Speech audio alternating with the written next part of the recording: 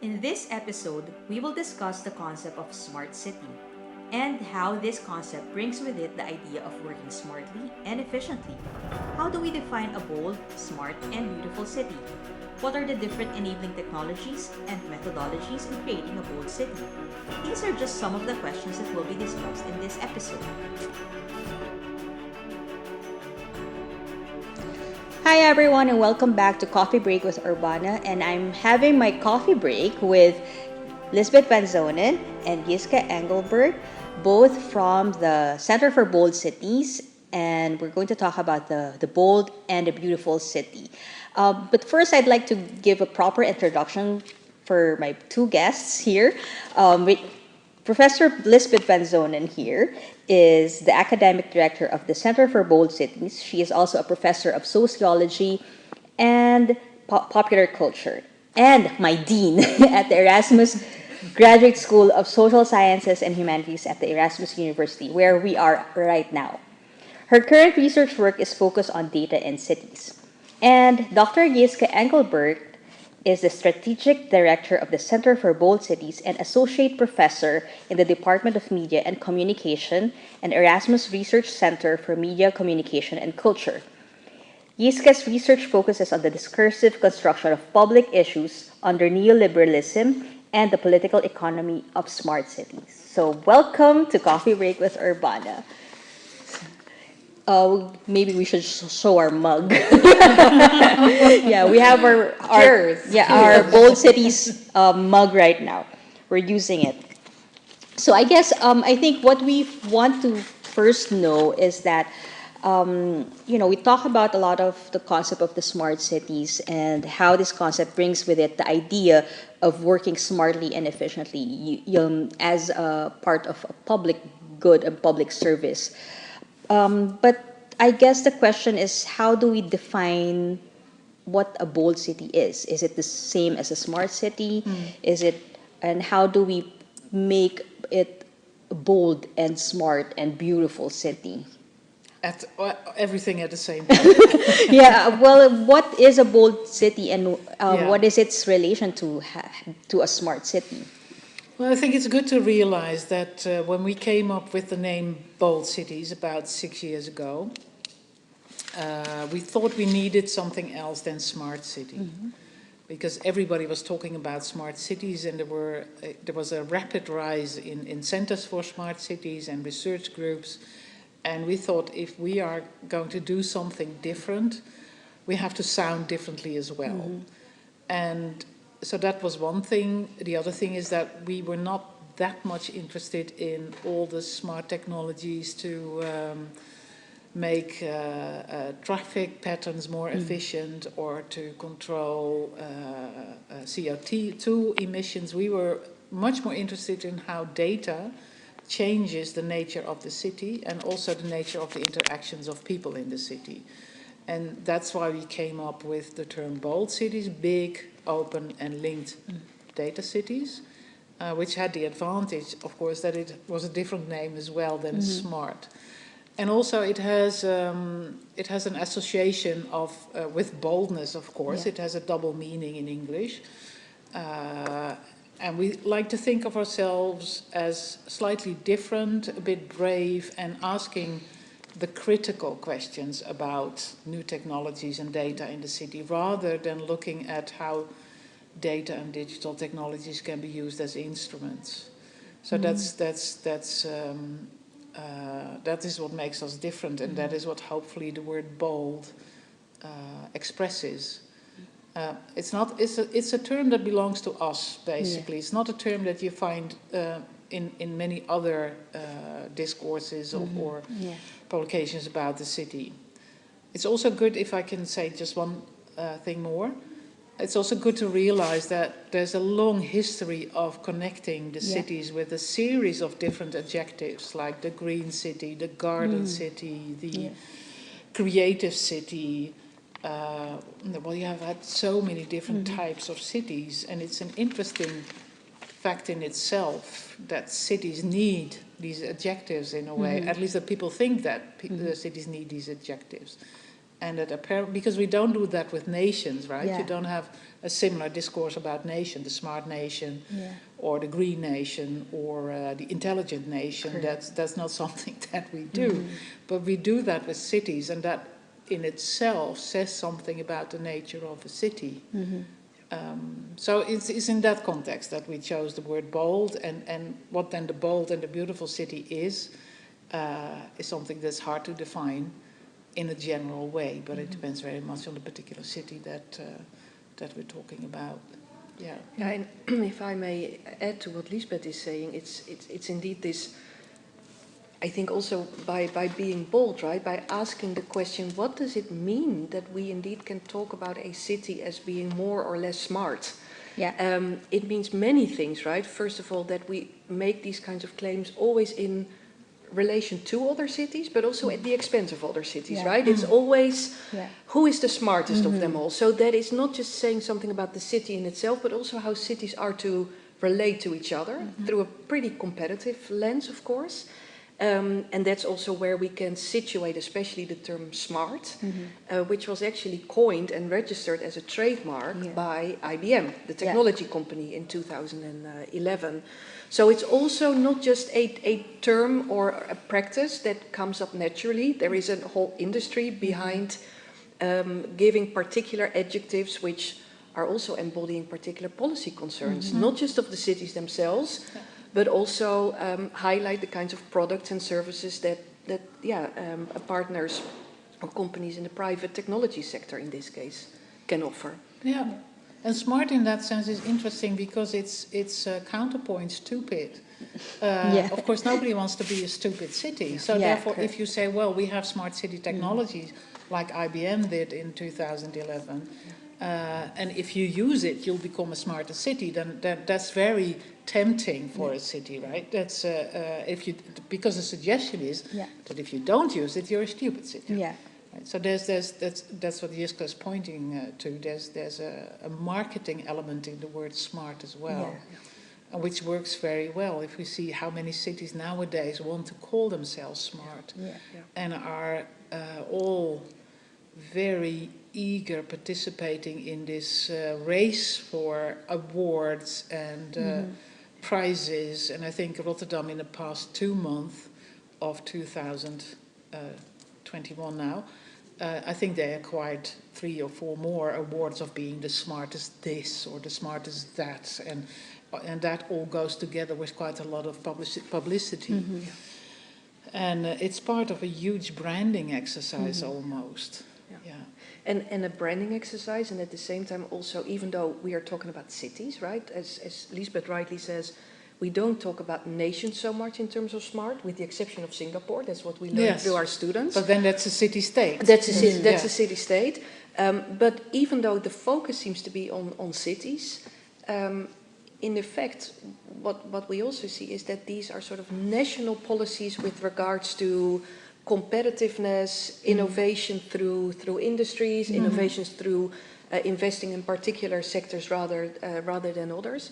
So that is very interesting. The work that the term does, the work that cities do, and how that relates to a broader tendency to look at nations in terms of either in competition with each other or, for example, in the context of the European Union, where the idea is as long as we group innovation and intelligence, we can withstand, the outside world.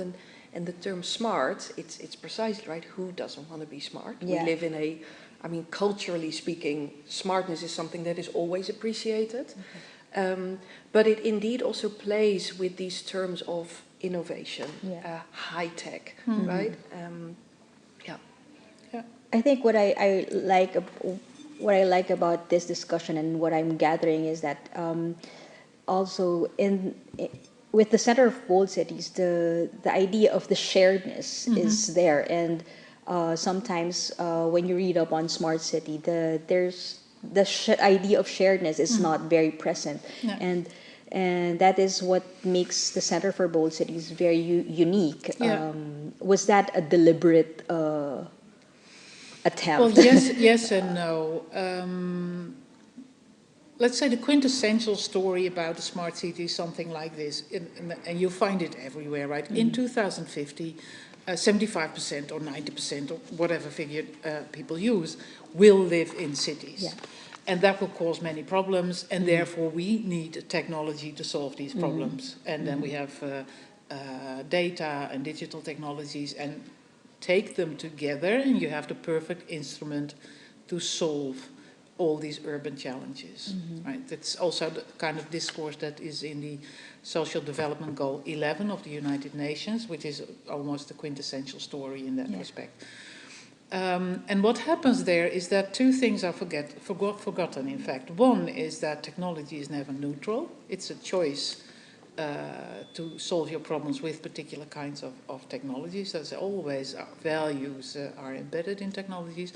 But secondly, the city is not only a cluster of infrastructural problems. Right? A city also has a feeling, it has a culture, it is a way of living, and that's already the case from when cities started in Western Europe, at least in the late 12th century. And they were sort of free places against the rules of the then state, which were the kings, of course, or the emperors, or whatever they were. And so that identity of what it means to be a city is something that is never part of these smart discourses, and that is something that we wanted to articulate with our research about these technologies and data. And so we were thinking about what is then that makes a city typical as well, and that's that people together define what that city is. So there is a sense of sharedness, of shared identity, which is even stronger than national identity, right? So what makes cities so strong as well is that all the people that live there, here in Rotterdam, there are 180 different nationalities, I think, or 190, but quite a lot. And they don't identify as Dutch, they identify as Rotterdammer and Cape Verdean and Moroccan, right? So that combination of an urban identity with a national identity is entirely possible. And we wanted something to express that, that sense of sharedness. And then from the word shared, we started looking for the right words with the S and the H and the A and the R and the E and the D. And so it became sustainable, harmonious, effective, because a city is an effective place. It's not simply a technological place. Relevant, empowering, and diverse. That was quite brilliant, if I may say so. No, yeah, and I think it's so. This is Lisbeth, right? Always brilliantly capturing the essence of something, right? But and also capturing what needs to be said at a certain moment. And indeed, these so-called smart city discourses, they are not interested in the city as a place of disruption or feelings of or love or relationships or serendipity, right? I mean, this is what makes urban life so wonderful. So it's this idea that there can be a top-down view on how the city can indeed be viewed and governed as a system. And I think in that sense it's super bold to precisely also play with the word sharing, right? Because if anything, the smart city is about sharing not your ideas and your vision about who's the city is or what kind of city we can have, but where do we want to share our data, right? That's what it sort of boils down to. So to sort of to reclaim some of these concepts and also relate them to other questions about democracy, about participation, about rights to the city, about diversity. Yeah, that's interesting, because the next question that I'd like to ask is about the interface between data and digitalization and government, especially in big cities. How do you see that interface between the government and data and digitalization? Well, you see very rapid developments there, right? So only 3 or 4 years ago, all these cities wanted to have their own dashboards, which you could possibly call an interface between the data, the city, and the government. Nowadays, every city wants to have their digital twins, which are 3D representations, at least mostly they're 3D representations of the city, which are filled with data. and you can have them in a virtual form so that you can see it on your screen and you click on a building and you get the data from that building. But a couple of weeks ago I saw a physical form as well, so there was a model on a table, and at the bottom of each little building there was a connector to the table which then got the data from, let's say, the table. That's where the data came from. So there was a combination of a virtual and a physical model. There are also game-like environments, so it's like you're playing a game in a city, which is also a digital twin, but it's the word itself suggests a replica almost, because it's always it's a twin, and it's a one. What's this called in English? A one-egg twin or a double-egg twin? I don't know. The word in Dutch translates a little bit different, but it's a twin that looks exactly like its physical counterpart. So the suggestion is that the representation is the same as the original. And that's, in that sense, I find these developments around the interface both very interesting, but also very, very worrying, because what you get is the struggle about representation, about which you know quite a lot more than I do. But you get that representation through data. And because the data, they seem to be very objective and true, and much more objective than pictures or drama or stories or documentaries or what have you. But in fact, there's a similar process going on of representing the city in a certain way, and therewith selecting certain things and not others. And that's what I find interesting at the moment, but also very worrying. Yeah. How about you? Yeah, I think the very way in which you pose the question, right, about the sort of the interface is already suggesting, and it's a very good question, but it's suggesting this sort of technocratic approach to the relationship between data, citizens, and the government, to suggest indeed that what needs to be optimized is the technocracy, right? To ensure that we can act quicker, that data is even more live than real time, that we can monitor and be... and that we can predict. That even, right, so the more predictive analytics. So this obsession by that, to get it right, to get the representation right, is in terms of real time, real life, etc. But what strikes me is precisely what Lisbeth is saying, right? It is every type of dashboard or digital twin or even technology, right, is highlighting a particular idea of the city or of city life, and not just selecting that, it's also saying something about that, right? So we've also thought and commented on, for example, the kind of crowd apps that are being used, that were developed during the COVID crisis. Our current crisis. A long time ago. So, sorry, not. And I think maybe this example is pretty telling of also that interface, right? So a city is confronted with a crisis, or a pandemic, and to then suggest that a solution can be found in a technology because, and that's something that we see in the discourse, the data is there, we have so much data, something must be possible. Even though, and I mean the app that some municipalities have developed are really very interesting, but let's also ask, right, the other question, how come that we so immediately think about the interface and so immediately think about the problem in terms of something that can be solvable through technology, i.e.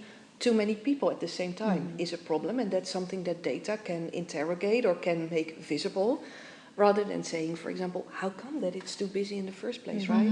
Why are people not protected when they go to work? How come that the most vulnerable in society are the ones who are in the front line continuing work despite the pandemic, right? So I think that's also, again, something in our bold signature, the kinds of questions that we also want to ask. And how come that technology is so, or data, right, is so quickly and relatively uncritically assumed to be the solution. And then in retrospect, we can find a problem with it, right? So crowds are a problem. But, for example, that's what the Corona app also showed. The gathering of some people is more problematic than the gathering of others, right? So we would like, and that's something that sociologists and urban sociologists have shown, a city like Rotterdam would like to see middle class mothers with spending and consuming powers gathering to drink their latte macchiatos. But right, that's the good kind of a crowd. With oat milk as well. With oat milk, right? But not the other kinds of crowds or gatherings, which are then politically as seen as a nuisance, right? So that's precisely what Lisbeth is saying. These technologies. But you know what I'm hearing you, and I've been listening to myself as well, of course. And at the same time, I would think if I would be an audience with an investment in smart technologies, I would think, well, do these women have any idea about how you could use technology positively? Maybe. And that's something that I'm a bit worried about, because it's not that we don't want anything to do with technology, but we just want a sort of sensible usage of it. And what you see now very often is that there's a possibility to use technology without there being a problem, right? So, or with the problem being something entirely different. And so that's a bit problematic. But it's not that we're complete Luddites, as it would. That's not the idea. But we would argue, for example, that the Luddites need to be considered, right? What Lisbeth said in the shared acronym. It is also to understand and acknowledge that people have these affective relationships with technologies, right? That they may hate it, they may reject it, they may be very scared of it. They may see it as more than just a technological interface, but as an extended voice, for example, from government in terms of the toeslagenaffaire in the Netherlands. So we are not Luddites, but we are calling upon sort of an understanding that technologies are not neutral and that they literally represent and embody so much more than currently in sort of the top-down ideas is made visible. And that's, I think, also something that we would really would invite all, right, the audience who are very interested in smart city solutions. So are we. But to take this into account. Well, if I can just give an example of how that works in a very concrete way. So many of these sensor technologies have given citizens the possibility to measure their own environment in terms of noise, pollution, in terms of what's it called, stikstof or fijnstof in English, dust pollution. I don't think it's called dust, but anyway, air in terms pollen. Of Air pollen. No, not air pollen. It's the stuff that comes out of cars. The smoke, it's not, well, anyway, so you can measure as a citizen. Carbon. We know this in Dutch. In Dutch we know this very well. But it's not carbon dioxide. No, it's something else. So the citizen science movement, and for instance in terms of noise pollution, what you see happening around the two...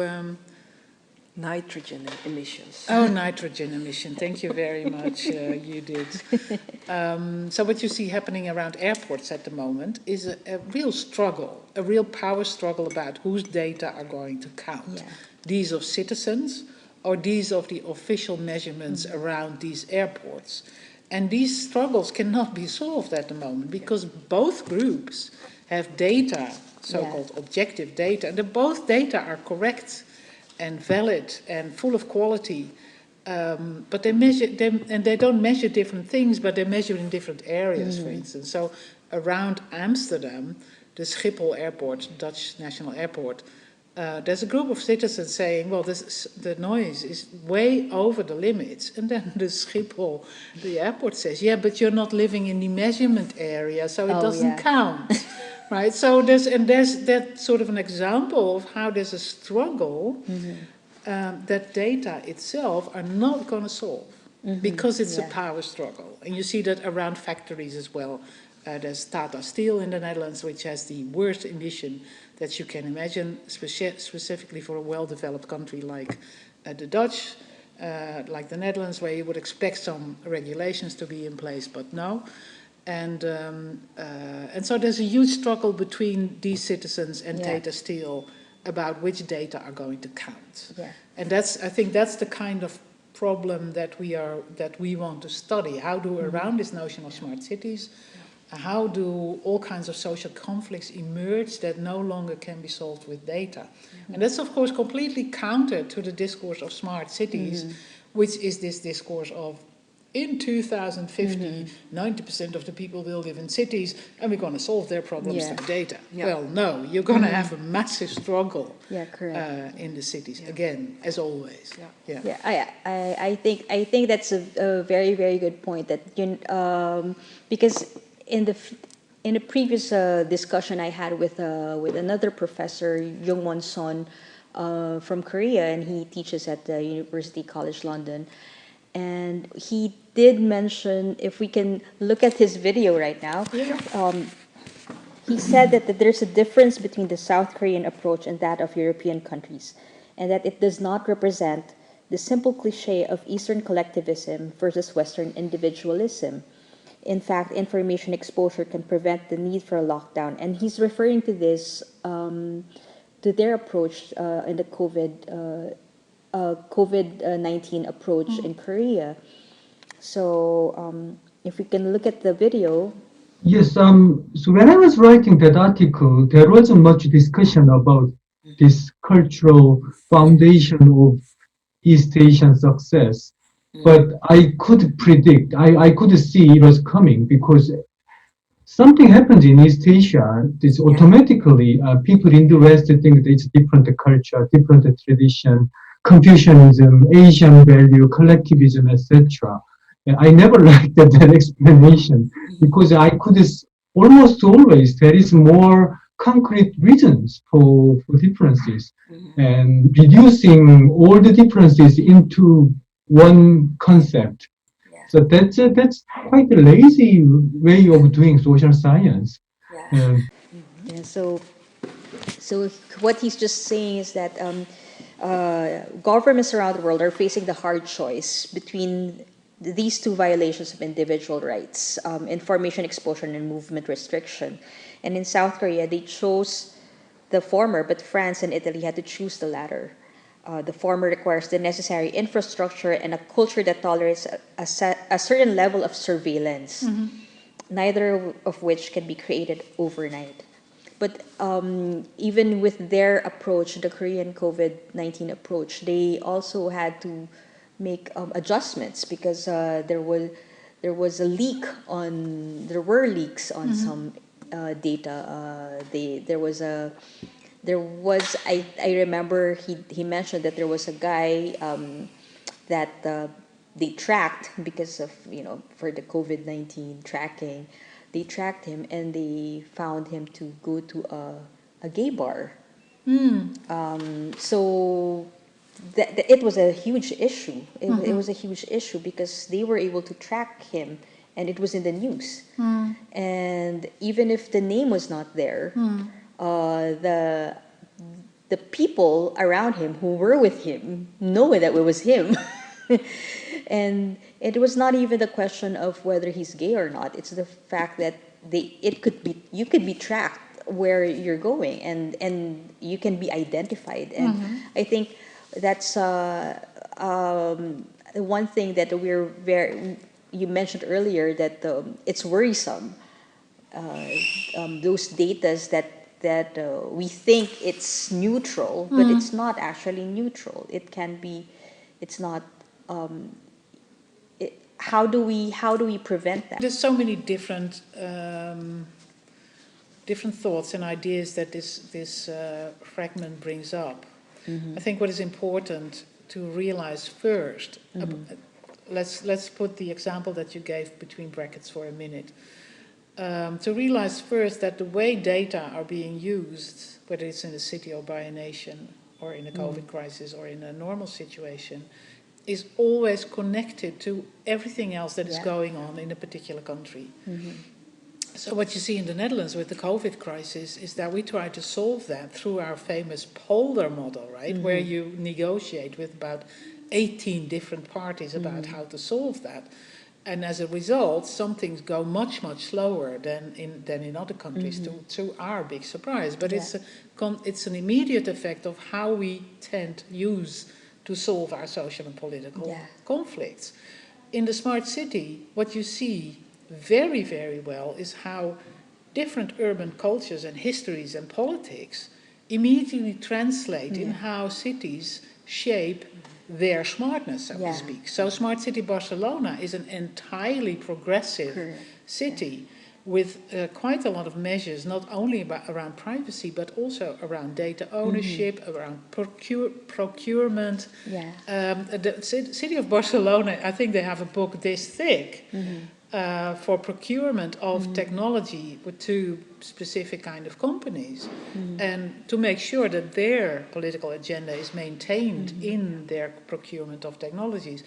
Here in Rotterdam, there's quite a lot of emphasis on safety and security, whereas in Amsterdam there's a lot of emphasis on the creative industry, so to speak. So it's not that something that we find really interesting is how these cities, how these different local cultures translate into a particular formation of smartness. So that's one thing that comes to my mind. No, that's precisely right. Also, how what you were saying. Of course, the data here is not neutral, but it's precisely what Lisbeth says, right? It's basically only making even more visible particular approaches from, for example, governments with regards to citizens, right? This is also something we see in the Netherlands, and I think where our colleague in London is right, that there isn't much of a difference in that sense between Korea and the Netherlands. If the sort of the premise is that citizens are there to be distrusted, right? So, and I think that is, and we could say, oh, that is an excess of the technology. No, that is a tendency or a premise that is underlining government practices, and we see it even better through the technology. But it also points us to something else. So the data aren't the problem, the technology aren't the problem. And that also means, I think, crucially, that the solution doesn't lie in just slightly tailoring the technology, right? By encoding, by ensuring that that we know the algorithm and that we can add a different definition, for example, to the learning of the machine, right? Or that we can tweak it in such a way that public value B is also included. It requires, right, the system isn't, or the technological system, it's the broader practices, those of doing politics, of culture, etc. Those are the ones that should be at stake. Well, in mutual shaping kind of ways, it's not that government or society or what have you is more important than technology, but what you have to recognize is that there's a sort of iterative interaction between them, and that's something we often forget. And specifically, that you see it best. The way you see it best is by comparing cities and how they use their technologies. And there you see how local histories and local politics really inform what is going on and how it will be used. And that doesn't mean that there's not a series of common problems that go across the board of different cities. But you have to take into account these local specificities. And also, you have to ask yourself, as a company or as a municipality, how do I want this technology to speak for my local identity? Or how do I want my local identity to speak through these technologies? And that's something that is, for us, is a really very interesting area of research. And first is the question, do administrators even think in these terms? And second, if they do, then how do they form that? I think that's a very good point where you're saying also that that there should be a standard in terms of technologies and data management. So there's a standard, but in terms of application, it should be specific to the locality, specific to the needs of and I guess also the culture of the city. So, but I mean, of course, there should be standards. That's for sure. I'm not denying that. But the way technology develops and the pace at which it develops is so immensely quick that even if you have standards, the next day you'll have another technology for which you have to start all over again. and then your standards will be too late, and the damage will have been done. This is, for instance, with the sharing scooters that you have, right? That's all the cities are now not the electric scooters, but the steps, the little ones. The mopeds. The mopeds. The mopeds, exactly. So many cities are now struggling. Can we forbid this? Is there a law that we can use? And there's very little they can do. So standards are not going to help there. Yeah. And so what we are working on at the moment as a center, together with a number of colleagues, is the notion of contestability. And contestability by design, as it's called. So that you design urban technological systems of whatever kind within the back of your mind, that there will always be a possibility of a group of people or a group of stakeholders or possibly an environmental issue challenging what is going on. And instead of having set standards, if you make your system so that they are by definition, and that could be the standard, that they are contestable, then you make them much more democratic and much less threatening, because if you have it wrong, then there's always the possibility to change it. And so that's also one of the other, apart from the local specificity, the contestability is also one of our other strongholds for both cities, yes. Yeah, and I think this again, even though contestability maybe, right, has these associations with conflict and people fighting, but it so speaks to the core of the shared values, right? Because again, this sort of this cliche that Lisbeth mentions, that is used in, I mean, that's a little test I think everyone can do, read any kind of document or policy on either urban development or national policies about technology. It always starts with this: in 2050 so many people will live in the cities, it will be too busy, we need to be more efficient. And it's envisioning the city also as merely the sum of individuals, right? And if we can ensure that their individual lives are as carefree as possible, then sort of the sum of these parts will be harmonious. But in the shared and in the serendipity in the city and in the conflict lies that togetherness as well, right? Togetherness is not neutralizing all kinds of conflict. It's precisely, that's democracy, right? It's messy, it's acknowledging that you come from different paths, that your interests may, and indeed, and that's why personally I also think the smart city discourse in the Netherlands is very interesting, because the political culture of poldering, right, by trying to neutralize everything, is in fact, well, not very productive in terms of ensuring that these smart technologies or these decisions are acknowledged and embrace is maybe a big word, but accepted. Whereas on the other hand, if you look at the other side of the polder idea, which is actually, right, identify those with a particular stake. Yes.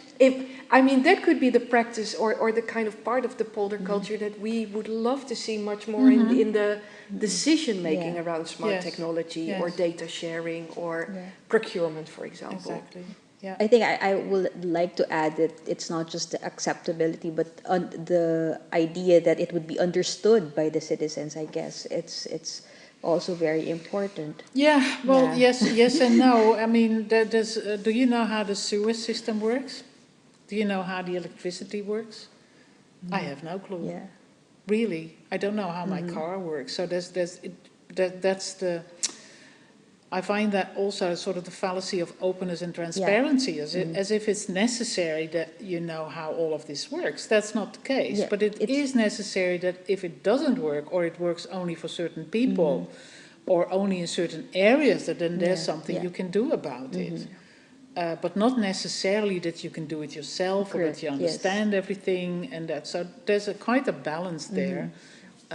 To strike, and it's not entirely necessary that every citizen understand the depth of all these technologies. That's just sort of, I think it's also a kind of trick almost. The system, the big powers play on us by saying, well, we need to make it open and everybody needs to understand that, and you know that's going to fail. And I think, for example, the accepting of cookies, right, which many of us accept because you just want to get to the website, right? So do you accept the cookies? Do you understand the technology? Is that the kind of knowledge or information that is required? And especially when we talk about sort of, again, the shared values, what everyone should have access to or should be entitled to is not to understand how just the technology works, but how the processes work around making decisions, about coming to a shared understanding of what the real challenge in a particular city are, for example, right? Yeah. That should be part of the public discussions and the public debate, or perhaps even the political debate in the city, rather than, and this is right a bit extreme how it's now positioned, but that we need providers of technology to spell out for us that really congestion is an issue, that really disruptions of traffic flows is the biggest concern, right? There's something to follow up on that, and it seems slightly different, but it actually is not, because what this discourse does, in 2050, 90% of the people that live in cities and the huge problems that come with that will be solved by technology. What it does is make invisible that the majority of European cities is shrinking. So in 2050, possibly most people live in cities, but only in a few cities. And the other ones will be abandoned. And that's not where the technology companies go to, I should say, to solve their problems. That's not where, because they can't make any money there, right? Yeah. So there's a huge imbalance in that discourse itself. And it's like Jiska said, we don't need these technology companies to say congestion is a problem, but we need public civil societies to say, listen, there are many, many cities that are shrinking. What are we going to do with them? And that's again what this is why we are so stuck or so focused on discourse. This is what this discourse makes invisible. Yeah. And I must admit, when I saw that number of the majority of European cities shrinking, I thought that can't be true, and but it is, and it's mostly Eastern European cities that are shrinking. So it's not evenly divided, but it's in the Netherlands. It's also, you can see an enormous difference between the center and the periphery for that, and that's the same everywhere. And that's something I am very. I will be very excited about the first tech company that says we're going to solve the problems of the shrinking cities. Or we're going to use technology in order to ensure that still there will be public infrastructures in those shrinking cities, right? Yes. That you can get from A to B with public transport. Well, actually, that is a good example, because that's how Uber works, of course, in many shrinking cities, that they provide some sort of public transport with all the problems of that. But that's the only form of public transport left. Do you think this will be a good research area for our minor students in the future? Shrinking cities and the use and bold shrinking cities. Yeah. Well, it is already, because we've had we had 2 seasons of the minor, so to speak, of the Smart and Shared Cities minor, and both of them were very successful. Despite that, we had to do them in the middle of the COVID crisis. So most of our teaching was online, and much of the physical experience of a city was not part of the module, could not be part of the module. Yeah, but we see quite a lot of interest among the students in the actual technologies. So they're very interested in all things robot, in all things drone, in things like video doorbells. Right, so the specific artifacts, technical artifacts that you have in a smart city, and that makes it a little bit more concrete for them as well, of course. That's one thing. They always get very enraged almost when we talk about citizen participation, and that citizens are hardly ever part of this discussion. And think, oh, that's bad. Yeah. We should do something about that. So that's the first reaction is very, very good, but then thinking that through is more difficult. So that's the second thing. And there's quite a number of students that connect this to the environmental crisis, of course, and really want to use their knowledge that they got in the minor to work in that against the environmental crisis, I would say. Nou ja, and what I also think would be great for our students, right, is especially now in our cities, right, so in Leiden, in Delft, and in Rotterdam, these are part of, let's say, the center or the delta, right, and then The Hague, the center. But what about indeed the hinterlands, or about the shrinking the countryside, municipal countryside? But at the same time, that is part of the very ecosystem that allows these cities to grow. Think about, for example, all the big data centers, right? Or even the wind farms that are, being sort of positioned or very strategically pointed in these particular places because these shrinking cities are looking for income, etc. Exactly. So, and it raises all these kinds of questions about accountability, about public infrastructures, right? Like whose windmills are they actually, right? And or the promise that these data centers will bring a lot of employability. Do they actually, right? Oh, yes. I mean, and for who? And for don't they produce congestion from the center city to the periphery? Because then all the unemployed in the city will go to the periphery, and then you get the problem sort of reversed. Yeah. So I think this contingent approach to, in that sense, a system approach would be very helpful. Yeah. To see how all of this is communicating with each other. And I think our students, well, that's at least what we're hoping, right? Not just to equip them with that, but this curiosity that they have, right? That's what we feel. They really care about the issues of participation and people having a voice. And they're also intrigued by the technologies themselves, right? As we are. And they are two sides of a same coin, right? And that's what we're trying to, not make students realize, but to discover for themselves. Yeah. We're almost towards the end of our discussion, and on that note, and the coffee. Yes. And on that note, it has turned entirely black again. It has turned. Yeah. What do you think should the students have in terms of like skills need to prepare when it comes to digitalization in all sectors of society? What kind of skills do they need to hone? Well, one of the things we do with them is go on data walks. So just walk on campus, in the city, wherever you are, and look around you what's going on. And it's very interesting that when you do that as an exercise with students, but also with civil servants or other professionals or ordinary citizens, we have done it with a wide array of people. When you do that, all of a sudden everybody says, oh, I never saw that. Oh, that's interesting. And then the next thing is, what exactly is it? Who is collecting these data? Who can use them? Can I use them?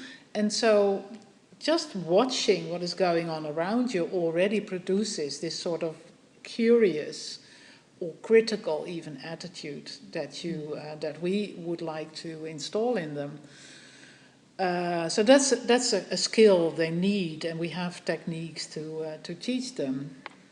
And the other thing is that we teach them a number of very straightforward urban data science things, so that they also know what are urban data, where can you find them, what can you do with them, etc., etc. So that's also, so it's a combination of hands-on, practical, how do I do data, combined with different research projects, and a critical attitude that is fueled by data walks or data dialogues. So we have a number of these so-called design instruments to do that with them. Yeah, and to add to Lisbeth, indeed, that digitization isn't the term in itself, right? So there are particular actors, particular institutions who are calling for or advocating for digitalization of particular aspects of government, of social life. So digitization is not some ghost in the machine. No. In the same way that, again, the cliche story, right, in 2050 so many people, it's not something that is happening automatically. No. It's the result of very explicit and to the point policies, investments, etc. And that's also what we are hoping to get, right, instill in the students, or get a sense that you don't need you don't need to be a data scientist, you don't need to be a technology expert, even though I think what is very crucial and unique about our minor is that we provide that opportunity for the students. But the real critical and key questions about these things are not just technological or technocratic questions. No. Are the broader ones in terms of, is this really happening? Yeah. Is this really happening according to the discourse it is? Yeah. But who benefits from it? How can we get our finger around Behind it, around it, Yeah. on it, On it. on it. Thank you for On that. it. Thank you for that. And before we end, I would like to ask you so what makes a city bold and beautiful? Oh, it's, I would say it's soccer team. It's Unexpected, right? unexpected answer. Very unexpected. No, but in terms of urban identity, of course, that's an important one. And the reason I'm saying it, because yes, guys, from Rotterdam, I'm from Amsterdam, and there you have it. It's in your face. And we connect over our contesting football teams there that you we go. both really. But it's also in terms of crowd management. Of course, football and all these massive events are they're experiments of. Let's say test beds of all kinds of new technologies, and the Amsterdam Arena area is a test bed of all kinds of smart technologies. And why? Because there's so many people, and so many different peoples there with different kinds of emotions. Sometimes they're very good, sometimes they're very low. And in terms of urban redevelopment, I think the most interesting thing happening in Rotterdam at the moment is how a possible testbed of new technologies around the Feyenoord Stadion, the new Feyenoord Stadion, has been voted down more or less, not literally voted down, but has been brought down by the voice of the people. Right? So citizen participation at its best, I would say, or maybe not, but at least contestability at the core. And so it was a bit of a joking answer, but there's quite a lot of technology articulated with these football clubs, and so. In the same way, right? A bold, smart, and a beautiful city is a particular city would be Rotterdam, of course, because it has the greatest football club. But it is indeed a city, and also a city government, right? That acknowledges that the city isn't in itself smart or beautiful or creative or whatever, right? At best, it's people and places and meetings and engagements and histories, acknowledging them, right? And acknowledging the terrible histories, acknowledging the tensions, the ongoing tensions, rather than pretending that it's smooth already and technology can smoothen it even further. So that would be truly bold to problematize and question that. I love both of your answers, and so what I'm gathering is really a bold and a beautiful city is one which has emotions. It has an identity. It acknowledges weaknesses as well as diversity. Thank you so much for having a coffee break with us. Thank you, Audrey. And I'm very, very happy and honored to have both of you here. Thank you.